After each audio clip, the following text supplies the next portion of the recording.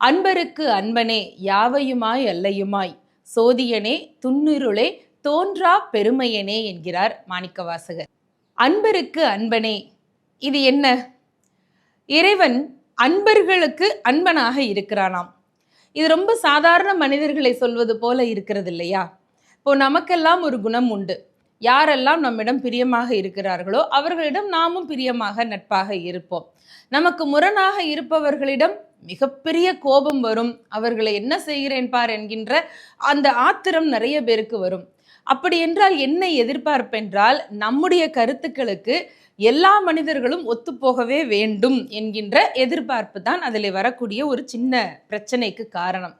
அன்பாக இருப்பவர்களிடம் அன்பாக இருப்பது என்பது சாதாரணம். ஆனால் அன்பு இல்லாதவர்களிடமும் அப்படி இருக்க முடியுமா என்று கேட்டால், அப்படி இருக்க வேண்டும் என்பதுதான் இறை தத்துவம் நமக்கு சொல்லக்கூடியது. எல்லா உயிர்களிடத்தும் இறைவன் இருக்கிறான் என்பதை உணர்ந்தவனுக்கு எல்லாரும் சமம்தான்.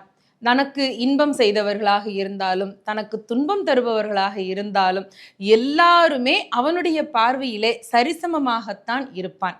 கவியரசர் கூட ஒரு பாட்டில் சொல்லுவார் இல்லையா, இன்னும் நன்மை செய்து துன்பம் வாங்கும் உள்ளம் கேட்டேன் என்பார். மிக அற்புதமான வரி. நான் இருக்கும் நிலையில் உன்னிடம் என்ன கேட்பேன், இன்னும் நன்மை செய்து துன்பம் வாங்கும் உள்ளம் கேட்பேன்.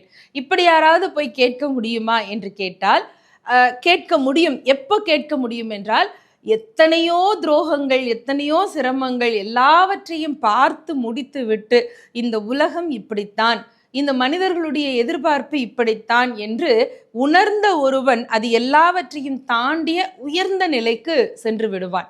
அன்பருக்கு அன்பனே என்று அன்பாக இருப்பவர்களுக்கு மட்டுமல்ல, உலகத்தில் எல்லா மனிதர்களுக்கும் அன்பாக இருக்கக்கூடியவன். அது என்ன? எல்லா மனிதர்களுக்கும் அன்பாக இருக்கக்கூடியவன். இறைவனை நிந்திப்பவர்களுக்கு கூட அவன் கருணையோடு இருக்கிறான் என்பதுதான் இவருடைய கூற்று.